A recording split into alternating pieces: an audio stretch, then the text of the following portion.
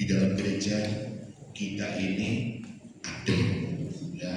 Ketika kita di rumah pagi mau berangkat sini dan sampai tempat ini, saudara menang, ya. Puji Tuhan. Saudara menang apa? Keenakan, kenyamanan di rumah. Kita sudah bisa sampai ke gereja untuk beribadah, bersekutu, dan mendengar kebenaran firman Tuhan. Nah, saudara, sebenarnya akan disampaikan firman Tuhan oleh hambanya. Tadi saya berbincang-bincang, ternyata sekitar 20 tahun yang lalu, ya, hambanya ini pernah melayani tempat ini. 20 tahun yang sebelum gereja ini terbakar, ya, sebelum kita bangun lagi, ya, sekitar 20 tahun lebih lah, beliau sudah pernah melayani di tempat ini. Dan sekarang beliau akan melayani kita pada pagi hari ini. Kembali bisa handphone di silent atau apapun supaya kita tidak terganggu, kita fokus untuk disegarkan, ditegur oleh kebenaran firman Tuhan. Nah, hamba Tuhan ini bernama Ibu Susi Herawati, ya. Beliau adalah seorang gembala dan dia melayani di sebuah gereja di Surabaya. Tidak akan saya perpanjang, saya undang Ibu Susi untuk ke depan, silakan.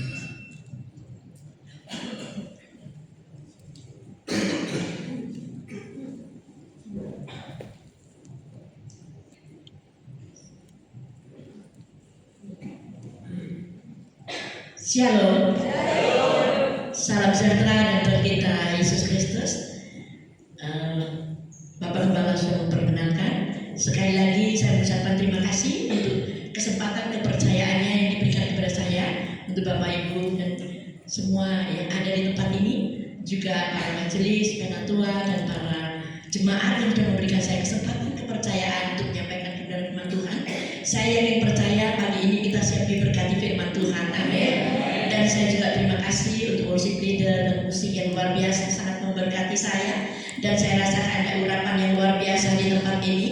Dan saya yakin percaya saat ini kita ada bersama-sama, malaikat-malaikat banyak memenuhi tempat ini. Dan saya yakin percaya hadirat Tuhan yang terus-menerus membawa kita semakin dekat kepada Tuhan. Amin ya saudara ya. Sebentar saya mau lihat ini. Nah, saudara kasih Tuhan, agak error ya. Saya yakin percaya hari demi hari yang kita lewati itu tidak mudah. Amin saudara. Sesuatu hal yang sulit kita lewati, tapi saya berkati dengan apa yang Tuhan berikan pada setiap kita, yaitu penyertaan yang sempurna. Bahkan ketika kita mengalami permukaan demi permukaan yang terjadi dalam kehidupan kita tetap diberikan Tuhan kekuatan. Amin saudara. Berapa banyak di tempat ini yang pernah merasakan permukaan atau kita saat ini sedang diremukkan? Tapi saya yakin percaya, justru ketika kita melihat semua yang terjadi dalam kehidupan kita, setiap permukaan yang terjadi bukan untuk menghancurkan kita, tapi justru untuk membentuk karakter kita semakin hari serupa dengan Kristus. Amin saudara. Dan saya juga saksikan bagaimana saya mempunyai 5 orang anak, dan ini salah satu anak saya yang mengantar saya anak kedua, dan anak yang pertama sudah 50 tahun, ini 46, dan yang ketiga tentunya juga udah umur 42 tahun, ya. Dan yang keempat sudah umur 40 ya saudara ya. Dan yang terakhir umur 32 tahun. Saudara kasih Tuhan, saya ingin percaya 26 tahun hampir 27 tahun saya hidup sendiri, tapi tidak sendiri tentunya, bersama Tuhan kita Yesus Kristus. Amin saudara. Dan saya merasakan penyertaan Tuhan yang luar biasa. Itu yang saya katakan 27 tahun yang lalu saya merasakan permukaan itu terjadi dalam kehidupan saya. Tapi saya ingin percaya permukaan yang Tuhan izinkan terjadi dalam kehidupan saya bukan untuk menghancurkan, tapi justru untuk membentuk saya untuk bisa memiliki satu kekuatan, bisa menghadapi semuanya, bukan dengan persungutan, tapi dengan ucapan syukur. Amin saudara. Mungkin saudara hari ini juga merasakan permukaan demi permukaan itu terjadi dalam kehidupan kita, tapi jangan pernah kita kecewa, karena Tuhan punya maksud yang luar biasa. Sambil saya melihat ini kelihatannya agak error saudara ya. Catatan saya agak hilang ini. Sebentar saudara ya, mungkin terlalu lama tadi saya bukanya. Saudara kasih Tuhan, 27 tahun yang lalu ketika Tuhan izinkan permukaan itu terjadi dalam kehidupan saya, seolah-olah saya merasakan kehilangan pegangan, seolah-olah saya menghilangkan suatu pengharapan. Tapi di tempat itu saya juga mengalami satu perjumpaan dengan Tuhan. Bagaimana 27 tahun itu Tuhan tidak pernah melepaskan tangan saya, tapi Tuhan tetap memegang tangan kita. begitu pula pesan Tuhan yang akan saya sampaikan. Bagaimana kita dengar kabar-kabar di luar sana yang menakutkan, yang seolah-olah kita tidak punya harapan untuk kedepannya. Tapi ingat saudara, dulu pun saya pernah berpikir seperti itu. Ketika tulang punggung yaitu suami meninggal dunia dengan meninggalkan 5 orang anak tanpa ada warisan, seolah kehilangan semuanya. Tapi ketika kita bersyukur, seperti tadi nyanyian yang terakhir, kita tetap menabur dalam segala keadaan apapun, dan kita melihat ada kemenangan yang akan Tuhan berikan. Kita menabur dengan bercucuran air mata, tapi kita melihat ada kita pulang membawa berkas-berkasnya dengan sorak-sorai. Dan saya ingin percaya dalam terjadi tempat ini. Saya ingin percaya Tuhan tidak pernah berubah. Amin. Kalau Tuhan memampukan saya dengan 5 orang anak, saat itu sudah menikah semuanya, dan saya juga punya 8 orang cucu. Ya, barusan ini saya juga diberkati 1 orang cucu. Ya, saya masih umur 4 hari yang lalu, ya saudara. Dan itu semua adalah luar biasa. Saudara si Tuhan, permukaan berbicara tentang pembentukan karakter kita. Karena saya juga melalui permukaan waktu itu. Tapi ketika saudara menanggapi semuanya dengan positif, maka saudara akan mendapatkan kemenangan itu. Amin. Setiap kita pasti ingin diberkati, termasuk saya juga ingin diberkati. Tapi ingat saudara, tetap ada proses di balik berkat. Yang setuju katakan amin. Saya yakin percaya ketika bangsa Israel dibawa Tuhan keluar dari tanah Mesir untuk menuju tanah perjanjian, sebelum sampai ke tanah perjanjian, tentunya mereka melewati padang gurun. Tapi berapa banyak orang-orang di luar sana senang dengan tanah perjanjian, senang dengan berkatnya, tapi nggak suka dengan padang gurun. Betul atau betul saudara? Saya pun juga jujur, saya juga ingin berkat Tuhan, tapi kadang-kadang lewat padang gurun itu kurang bagus, kurang enak rasanya. Tapi itu sudah saya lewati, sudah saya lalui saudara. Karena saya ingin percaya tidak akan pernah ada tanah perjanjian tanpa lewat padang gurun. Tidak akan pernah ada progres tanpa lewat proses. Amin saudara. Dan saya ingin percaya hari ini kita melihat kebenaran firman Tuhan, dan kita akan langsung aja saudara. Kenapa sih Tuhan izinkan permukaan demi permukaan terjadi dalam kehidupan kita? Apakah memang Tuhan menghancurkan kita? Enggak saudara. Justru Tuhan itu sang penjunan, kita ini tanah liat. Setuju saudara? Tuhan itu sang penjunan, kita ini tanah liat. Ketika kita merasakan hancur dalam kehidupan kita, mungkin karena kesalahan kita, mungkin karena orang yang membuat kita merasa hancur. Tapi ingat, Tuhan tidak pernah membuang kita.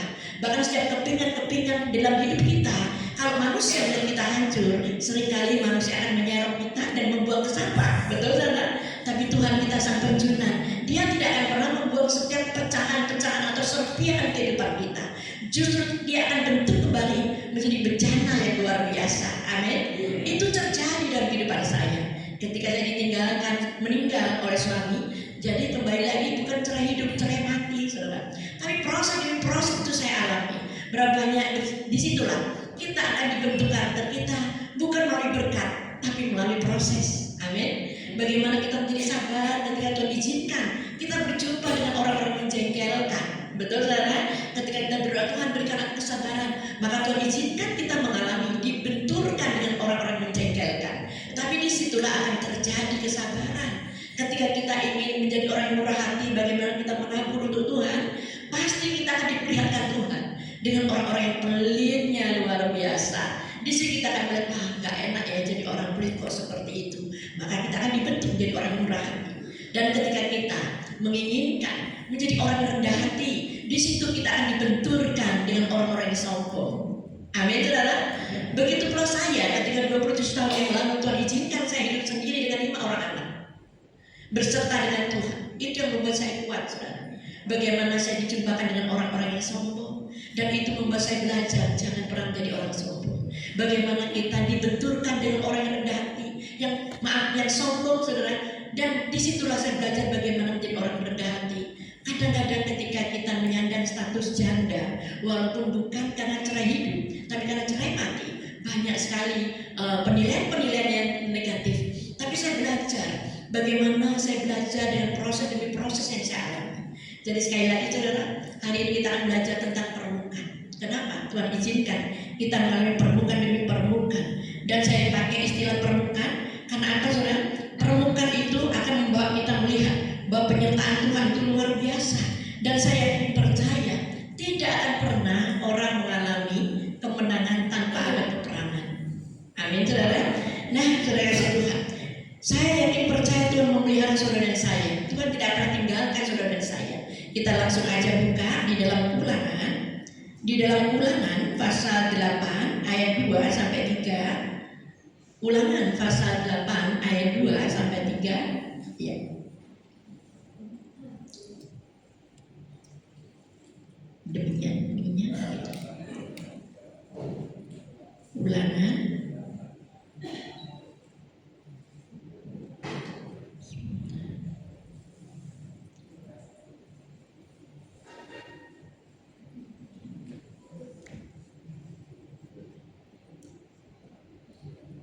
ya. Demikian ya. Ingatlah kepada seluruh perjalanan yang kau lakukan atas kehendak Tuhan Allahmu di padang gurun selama 40 tahun ini dengan maksud merendahkan hatimu dan mencobai engkau untuk mengetahui apa yang ada dalam hatimu, yakni apakah engkau berpegang pada perintahnya atau tidak. Jadi ia merendahkan hatimu, membiarkan engkau lapar dan memberi engkau makan mana yang tidak kau kenal dan yang juga tidak dikenal oleh nenek moyangmu, untuk membuat engkau mengerti bahwa manusia hidup bukan dari roti saja, tetapi manusia hidup dari segala yang diucapkan Tuhan. Amin, saudara. Begitulah hari ini Tuhan sudah mengajar kita, membentuk kita dalam segala kelemahan keterbatasan kita, dan itu dengan maksud untuk merendahkan hati kita, supaya kita tidak bergantung dengan apa yang kita pikirkan saja, tapi Tuhan membawa kita untuk bergantung sepenuhnya kepada kedaulatan Tuhan dan pemeliharaan Tuhan. Saudara kasih Tuhan, saya percaya ada banyak hal yang kita temui karena saya percaya ada 3 sifat yang kekal sebetulnya. Yang pertama tentunya firman Tuhan itu kekal, betul saudara, dan tentunya juga Tuhan itu kekal, dan juga jiwa kita kekal. Tubuh jasmani ini sementara, kita mau rawat bagaimanapun saudara, tetap aja gradasi itu ada, saudara ya. Saya ingin percaya itu tidak penting. Yang penting kita mengutamakan Tuhan di atas segalanya. Karena saya ingin percaya apapun boleh terjadi, tapi kekuatan Tuhan, mujizat Tuhan, penyertaan Tuhan akan membawa kita menjadi pribadi yang luar biasa. Seperti tadi saya katakan, karena dengan adanya saya sendiri, dengan adanya proses demi proses yang Tuhan izinkan dalam kehidupan saya, seolah permukaan demi permukaan terjadi, disitulah kita mulai dewasa rohani kita. Saudara kasih Tuhan, belum tentu loh orang umurnya sudah dewasa, tapi belum tentu rohaninya juga ikut dewasa. Betul saudara? Ada berapa banyak orang masih muda tapi dewasa banget rohaninya. Tapi berapa banyak juga tentunya bukan di sini ya, saudara, supaya saya boleh pulang dengan aman. Bukan di sini, saudara, di luar sana, saudara. Berapa banyak orang itu sudah lansia tapi rohaninya seperti anak kecil, saudara ya. Suka sensitif, suka baperan, suka kemarahan, ya. Ketika ada gesekan di antara pekerja langsung keluar. Nah, tapi di sini saya percaya tidak ada. Di sini saya lihat dari mimbar dewasa semuanya, amin. Dewasa rohani, amin, saudara. Dan saya ingin percaya hari ini kita akan belajar kembali lebih dan lebih lagi. Kita akan lihat di dalam Mazmur pasal 34 ayat 19. Di dalam Mazmur pasal 34 ayat 19, ya. Mazmur pasal 34 ayat 19.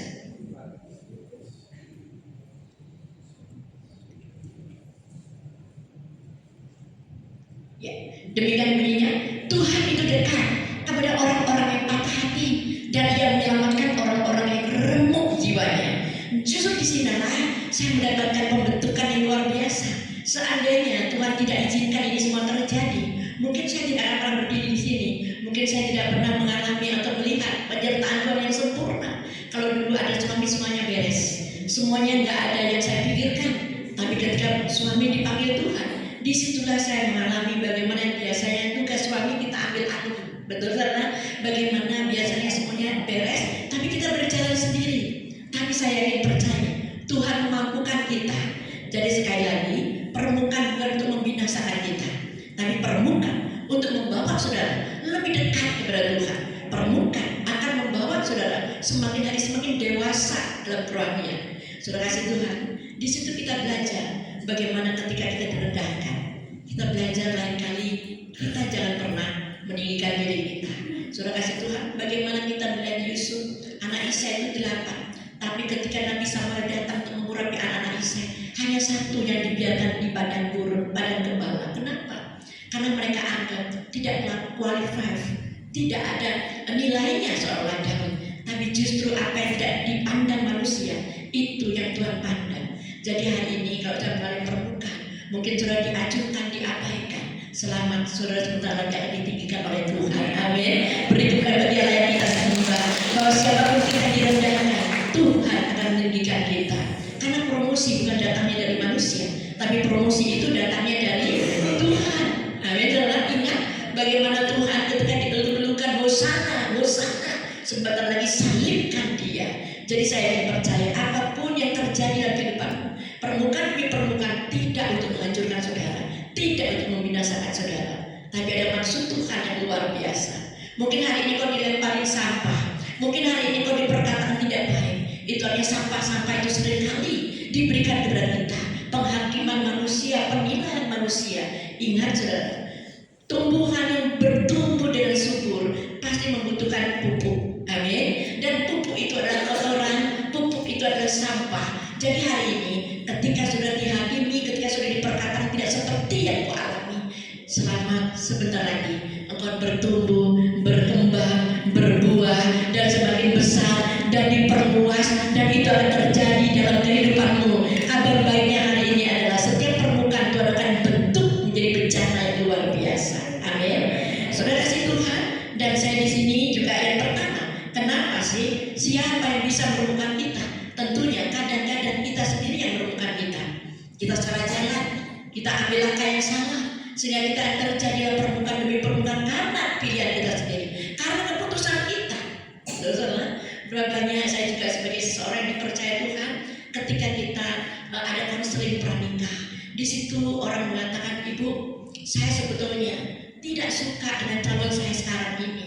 Saya sudah berhubungan lama, mempunyai hubungan dekat dengan seseorang yang tidak seiman. Dan ada pertanyaan banyak yang diajukan, apakah tidak boleh Bu menikah dengan orang yang tidak seiman? Saya tanya, dalam pernikahan ini apa yang kau sebut tentang pernikahan? Nilai pernikahan itu apa? Kalau nilai pernikahan hanya untuk mempelampiaskan nafsu, mungkin oke saja. Tapi pernikahan dalam kekristenan itu bukan hanya untuk melampiaskan nafsu, betul saudara? Untuk mendapatkan keturunan ilahi dan untuk mentaati dan untuk memuliakan nama Tuhan. Sudah kasih Tuhan, bahkan yang seiman aja banyak prosesnya, apalagi yang tidak seiman, betul saudara? Jadi hari ini jangan pernah kita menukar apa yang dalam hati kita, yaitu Tuhan kita, dengan apa yang di tangan kita. Kita tukar dengan jabatan, dengan kedudukan, dengan harta, atau dengan cinta kepada yang lainnya. Tapi ingat, Tuhan yang akan memelihara saudara dan saya. Amin saudara. Dan bahkan ketika suami saya meninggal, mama saya sempat ngomong, nih kalau tidak menikah, ini bagaimana menghidupi 5 anak dan 2 orang tua? Pasti kita akan makan batu. Tapi puji Tuhan, sampai hari ini saya tidak pernah makan batu. Amin saudara. Karena kita dipelihara Tuhan kita Yesus Kristus. Tidak satu batu saya makan, semuanya makan nasi, bahkan 3 kali saudara. Saudara kasih Tuhan, tetaplah ingat, tidak akan pernah makan batu. Kalau memang Tuhan izinkan kita sendiri, Tuhan akan pelihara kita. Amin saudara. Karena tidak sembarang orang diizinkan menjadi seorang janda yang ditinggal mati saudara. Kalau engkau tidak betul-betul kuat, kalau engkau tidak betul-betul ada pemeliharaan Tuhan, Tuhan tidak akan mengizinkan kita seorang diri. Amin saudara. Dan saya yakin percaya hari ini adalah hari yang luar biasa. Dan permukaan itu bisa terjadi dengan kesulitan ekonomi kita. Berapa banyak orang di luar sana ekonomi dalam kesulitan dan mereka rasanya remuk. Dan tidak sedikit yang mengambil jalan pintas. Mereka seolah, waduh, Bu Susi, saya kalau tetap menganut iman saya tidak bisa naik jabatan Bu, saya tidak bisa dipromosikan Bu. Saya katakan, justru ini permukaan demi permukaan yang Tuhan izinkan. Tuhan tidak melihat apakah kau tetap setia atau tidak. Karena firman Tuhan katakan seperti itu kan saudara. Engkau akan izinkan makan serba sedikit, minum serba sedikit, tapi untuk melihat apakah kau tetap setia mengiring Tuhan. Amin. Dan sekali lagi saudara, saya tidak menolak ataupun tidak setuju dengan orang ketika suaminya meninggal menikah lagi. Saya tidak menolak ataupun bukan tidak setuju saudara. Setiap orang punya panggilan. Ketika saya berdoa kepada Tuhan, karena mami saya saudara itu akhirnya menjodohkan. Karena apa? Saya nikah pertama pun juga dijodohkan tanpa pacaran. Dan sekarang ketika suami meninggal sudah ada juga calon yang waktu dulu 27 tahun yang lalu. Jangan sekarang saudara. Sekarang sudah lansia saudara ya. sudah hampir banyak banget umur saya, hampir kata Alkitab 70 tahun itu kesudahan. Tapi kalau Tuhan masih mempercayakan, pasti Tuhan akan memberikan kesempatan. Amin, saudara. Saudara, saya Tuhan begitu pula mau saya mau ini udah ada calon dan saya bawa doa dan apa yang Tuhan katakan, anakku, aku tidak melarang kamu menikah, tapi ketika kau menikah lagi, aku tidak ada bersama-sama engkau. Tapi ketika engkau tidak menikah, engkau akan tetap lewati padang gurun. Tapi di dalam padang gurun itu ada aku, ada sumber mata air yang luar biasa. Dan itu yang saya dapatkan pesan. Makanya sampai hari ini bukan karena kekuatan saya, tapi saya ingin menyenangkan Dia. Karena pelayanan kita, ketaatan kita itu adalah salah satu bentuk kita untuk membalas Tuhan. Tuhan kita kaya raya, Dia tidak membutuhkan apa-apa, tapi Dia ingin kita menyenangkan hatinya, kita taat kepada Dia. Dan itu adalah salah satu bentuk bagaimana kita bisa membalas cintanya. Amin, saudara. Jadi hari ini jangan takut, jangan khawatir ketika Tuhan izinkan permukaan dalam hidupmu. Jangan kau curiga kepada Dia, karena Tuhan katakan dalam Yeremia, aku tahu rancangan-rancangan apa yang ada padaku mengenai kamu, yaitu rancangan damai sejahtera. Amin, saudara. Loh, sejahtera kok suaminya diambil? Saudara kasih Tuhan, damai sejahtera itu produknya surga. Damai sejahtera itu bukan damai seperti dunia. Ketika kita punya uang banyak, kita damai. Ketika anak-anak kita baik, kita damai. Ketika suami kita baik, kita damai. Itu produk dunia. Tapi ketika kita mengalami damai sejahtera dari produk surga, dalam goncangan apapun, kita tetap rasa damai, kita tetap rasa tenang, kita tetap sukacita. Amin, saudara. Kita lihat di dalam 2 Korintus pasal 12 ayat 7. 2 Korintus pasal 12 ayat 7.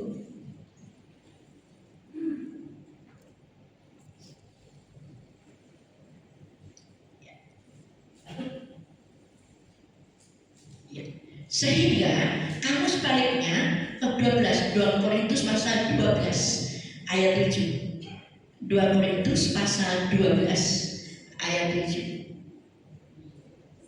Dan supaya aku jangan meninggikan diri karena pernyataan-pernyataan yang luar biasa itu, maka aku diberi suatu duri di dalam dagingku, yaitu seorang utusan iblis untuk menggocok aku supaya aku jangan meninggikan diri. Jadi Tuhan juga punya maksud di dalam permukaan demi permukaan kita alami. Jangan pernah kita meninggikan diri. Saudara kenal Saulus yang saat ini sudah dipanggil Paulus. Saulus atau Paulus itu adalah ahli Taurat yang luar biasa.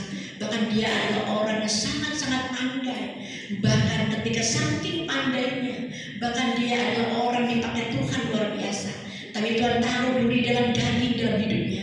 Dengan maksud apa? Supaya tidak meninggikan diri. Dan saya yakin percaya setiap kita itu pasti ada duri dalam daging, saudara. Dan tidak satupun kita yang tidak punya duri dalam daging. Saya yakin percaya Rasul Paulus mendapatkan pengertian duri dalam dagingnya ini dipakai Tuhan untuk mencegah dia menjadi orang yang sombong. Dipakai Tuhan untuk mencegah dia untuk meninggikan dirinya. Dia pandainya luar biasa. Mau apapun, bahkan dari hukum Taurat pun dia bisa melakukannya.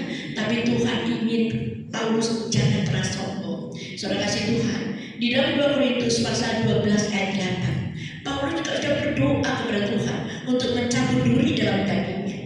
2 Korintus pasal 12 ayat 8. Ya. Tentang hal itu aku sudah 3 kali berseru kepada Tuhan supaya utusan iblis itu mundur daripadamu. Ada ibu-ibu yang konseling, Bu, suami saya ini selingkuh.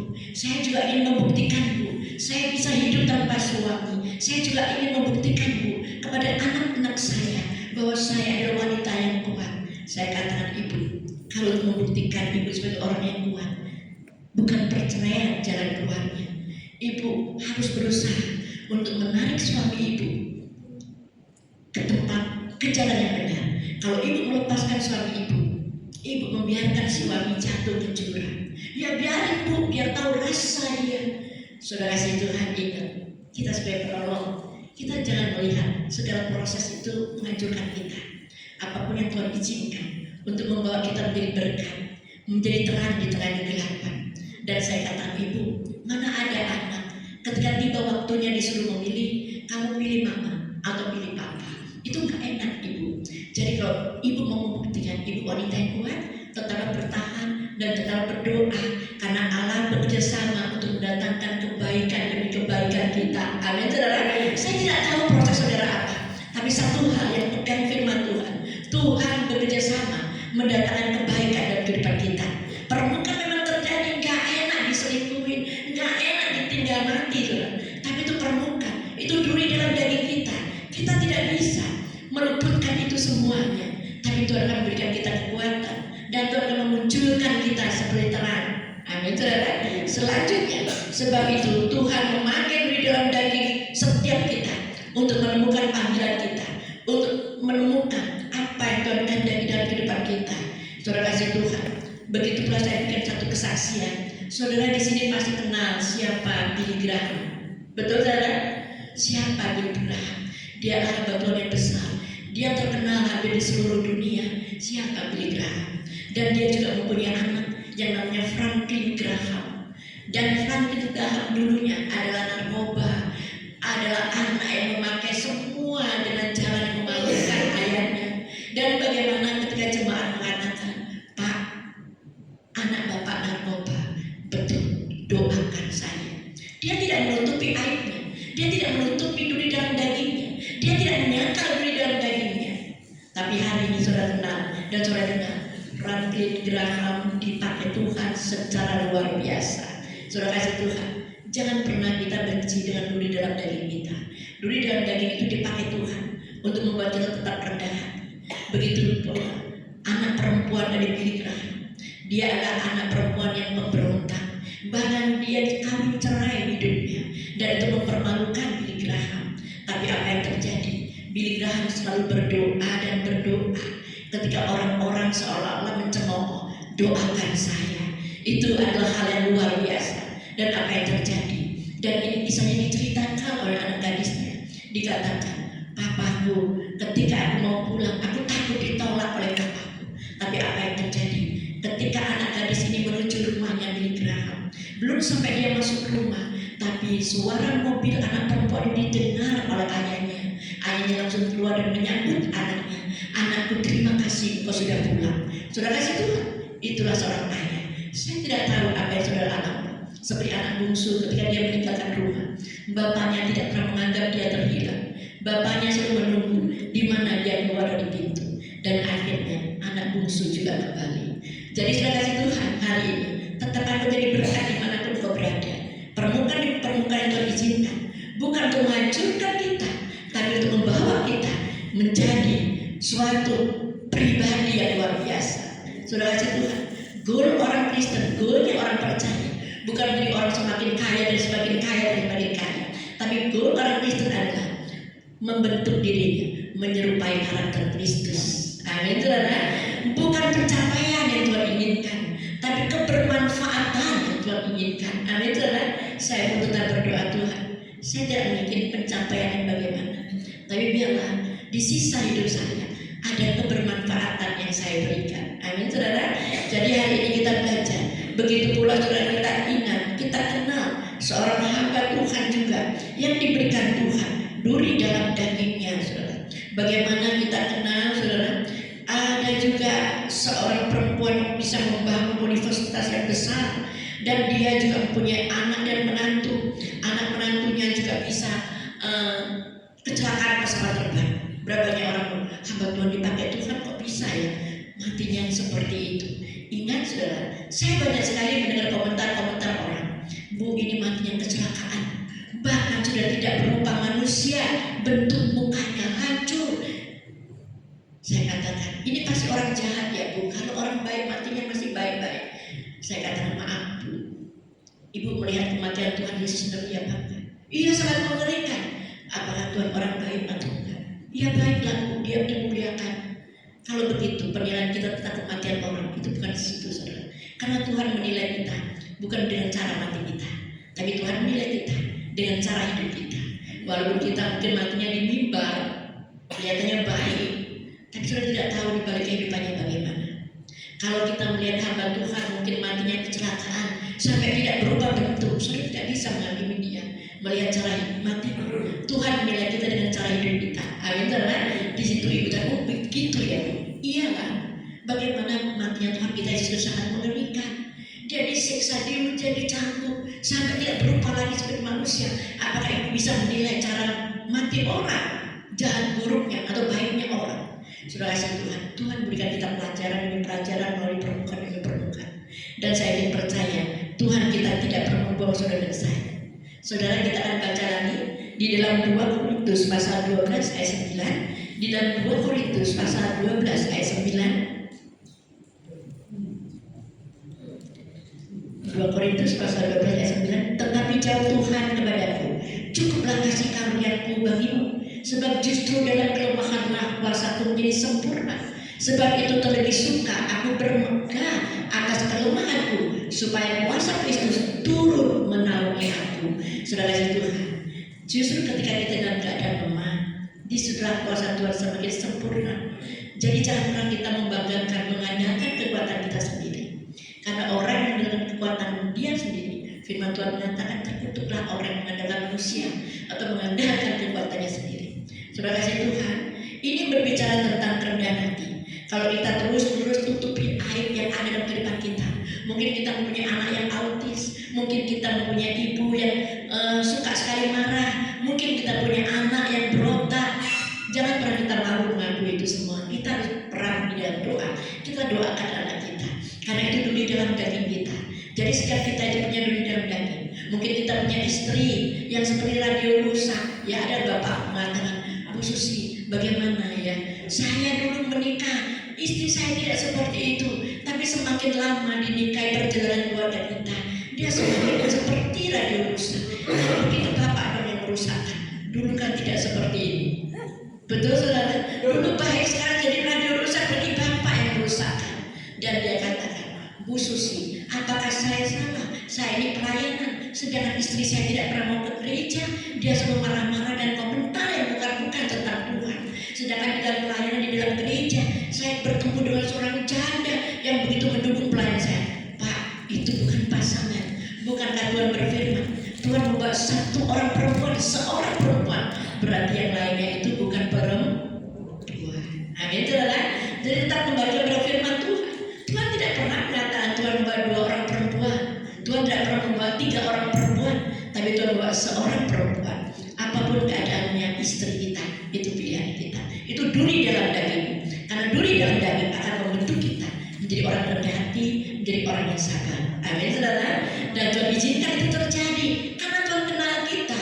Karena bukan keberhasilan kesuksesan kita yang Tuhan inginkan, tapi pencapaian bagaimana kau dibentuk menjadi serupa dengan Kristus. Amin. Selanjutnya saudara, saya ingin percaya hari ini kita mulai dibukakan lebih dan lebih lagi. Dan tadi saya juga saksikan bagaimana Billy Graham begitu sabarnya menghadapi anak-anak, baik itu Franklin Graham, baik itu anak perempuannya, seorang mempermalukan dia. Dia tidak mau, sudah tak putus, tidak ada hubungan. No, saudara. Bahkan dia katakan, doakan saya. Dan begitu pula dengan seorang hamba Tuhan yang sangat terkenal, yaitu yang bernama Oral Roberts. Dia punya universitas yang besar, tapi dia juga punya duri dalam daging. Salah satunya tadi saya sudah ceritakan, dia punya anak menantu dan bepergian, dan dia mengalami kecelakaan di pesawat terbang dan meninggal. Dan juga dia punya seorang cucu yang mempunyai kelainan dalam jantungnya, bahkan berusaha untuk disembuhkan dan didoakan oleh hamba-hamba Tuhan yang punya karunia penyembuhan, tapi tetap tidak sembuh. Tapi dia tetap itu anggap duri dalam dagingnya. Dia tidak pernah menyerah dalam pelayanannya. Dia tidak punya paitan ataupun keraguan kepada Tuhan. Bahkan dia juga mempunyai seorang adik laki-laki yang narkoba, bahkan meninggal karena overdosis. Tapi dia tidak kecewa, dia tidak berkata kepada Tuhan, kenapa ini terjadi Tuhan? Bukankah aku sudah melayani? Bukankah aku sudah memberikan semua waktu untuk Engkau? Kenapa ini terjadi? Tapi orang Robert tidak pernah bertanya seperti itu. Tapi bahkan dia melayani sampai tutup mata. Jadi hari ini permukaan jangan dijadikan alasan untuk kita mundur di hadapan Tuhan. Karena permukaan itu baik buat kita, saudara. Seperti kita, waktu masih muda beliau umur 37 tahun, suami saya meninggal dengan meninggalkan 5 orang anak masih kecil-kecil. Tapi saya hadapi itu semua dengan kemenangan, kekuatan yang dari Tuhan. Jangan gampang menyerah, saudara. Karena Tuhan yang menciptakan kita, Dia pasti bertanggung jawab. Kalau Tuhan yang mengizinkan, dikatakan dalam firman, sehelai rambut pun tidak pernah jatuh ke bumi tanpa seizin Dia. Apalagi ini bukan sehelai rambut, ini adalah manusia, suami, ayah dan 5 anak. Kalau Tuhan izinkan dibawa pulang, Itu artinya Tuhan bertanggung jawab untuk melihara kita semuanya. Amin, saudara. Selanjutnya, saudara, kita akan baca di dalam 1 Korintus 10 ayat 13. Nah, 1 Korintus 10 ayat 19 maksud saya.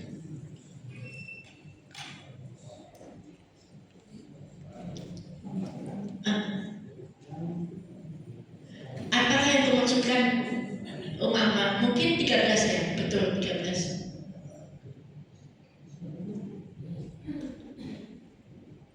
Ya. Ya. Pencobaan-pencobaan yang kamu alami ialah pencobaan-pencobaan biasa yang tidak melebihi kekuatan manusia, sebab Allah itu setia, dan karena itu Dia tidak akan membiarkan kamu dicobai melampaui kekuatanmu. Pada waktu kamu dicobai, Ia akan memberikan kepadamu jalan keluar sehingga kamu dapat menanggungnya. Inilah Tuhan kita. Apapun yang kau rasakan berat, itu tidak berat. Ketika kau mengandalkan Tuhan, Tuhan akan memberikan kau jalan keluar. Tuhan akan memberikan kita kekuatan. Jadi sekali lagi, pencobaan-pencobaan kita alami adalah pencobaan biasa. Karena kita punya Tuhan yang luar biasa. Amin, saudara. Dan kedua, saat kita dicobai, Dia akan memberikan kita jalan keluar. Jadi nggak sampai kita makan batu, nggak sampai kita menipu ke sana kemari. Karena Tuhan kita adalah Tuhan yang luar biasa. Dan yang ketiga, saat kita mengalami pencobaan, percayalah Tuhan akan memberikan kita jalan keluar. Amin, saudara. Dan saya ingin percaya, kalau itu tidak terjadi, tentunya saya sudah mati-mati terdahulu, saudara. Kenapa? Yang cari uang tiba-tiba diambil. Artinya tulang punggung kita hilang, tapi Tuhan pelihara kita sampai hari ini. Walaupun seringkali terjadi permukaan di permukaan, kita rasanya dihina orang, kita rasanya kalau ketemu orang dilihat dari atas ke bawah, saudara ya, penilaian orang macam-macam. Seperti Daud, ketika tidak disuruh hadir dalam pengurapan, apapun yang terjadi, manusia bisa menarik engkau, 1000 tangan menarik engkau, 1 tangan akan mengangkat engkau. Amin, saudara. Daud yang disembunyikan, Daud yang ditolak, tapi Tuhan tetap memilih Daud. Itu artinya siapapun saudara, jangan kau takut dengan penilaian manusia, jangan kau takut dengan penghakiman yang kau terima, karena Tuhanlah yang akan memunculkan kebenaranmu seperti terang yang luar biasa. Yang kedua, saudara, Tuhan itu dapat memakai setiap kegagalan, setiap kejatuhan kita, setiap permukaan yang terjadi dalam kehidupan kita. Saudara kasih Tuhan, saya mungkin tadi lupa ngasih foto tentang anak saya, cucu saya, yaitu anaknya Pak Yohanes, bagaimana dia mengalami suatu kanker yang sangat besar, saudara ya. Dan di situ dokter mengatakan harus dioperasi. Kalau nggak dioperasi, kanker itu sudah menjalar. Memang tidak bisa dipungkiri, mama mertua saya meninggal karena tumor juga, dan suami saya meninggal juga karena kanker usus. Dan ini anak dari Pak Yohanes, anak saya yang kedua, juga kena getah bening. Yang dipikir kita itu sakit gigi, ternyata kanker, saudara. Dan bahkan saya tidak ada kesempatan untuk memberikan fotonya ya, saya lupa. Itu mulutnya horizontal jadi vertikal. Karena apa? Ada daging yang mengganjal di mulutnya, saudara. Dan kita cuma punya iman, karena waktu itu keadaan kita juga nggak ada uang, saudara ya. Dan kalau operasi pasti besar. Dan waktu itu kita dibantu juga dengan dokter Paulus ya, dari GPPS juga, dari dokter Paulus. Dan akhirnya kita dibawa ke dokter anak ahli kanker yaitu Bu Proseno. Dan disitu tetap mengatakan harus dioperasi. Tapi saya puasa dan saya berharap Tuhan berikan mukjizat. Dan apa yang terjadi?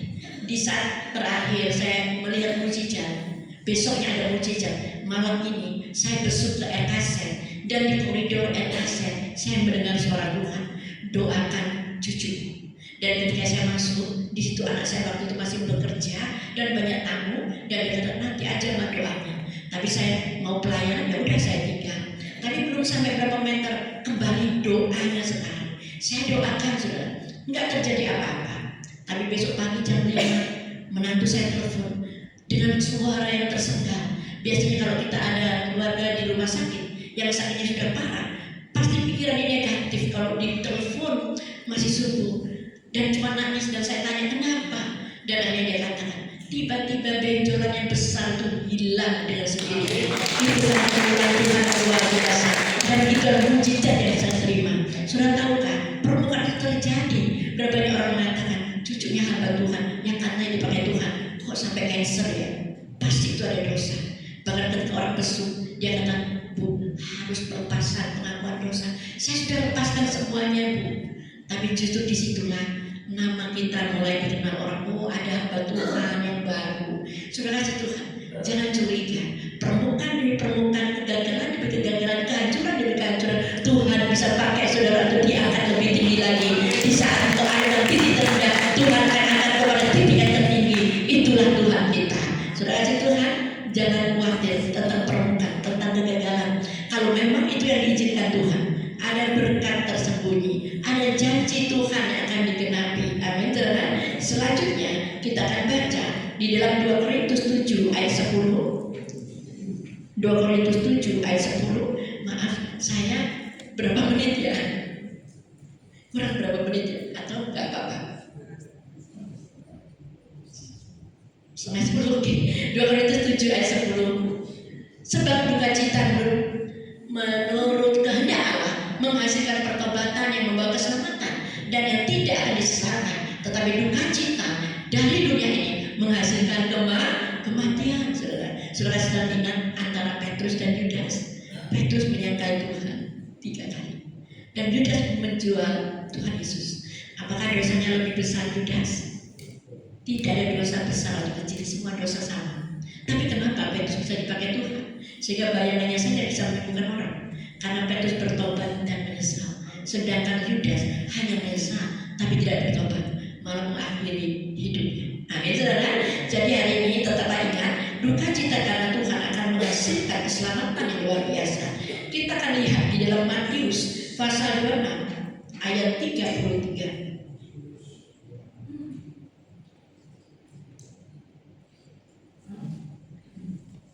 Matius pasal 26 ayat 33. Petrus menjawabnya, biarpun mereka semua tergoncang imannya karena engkau, aku sekali-kali tidak. Padahal Petrus sudah di warning loh sama Tuhan.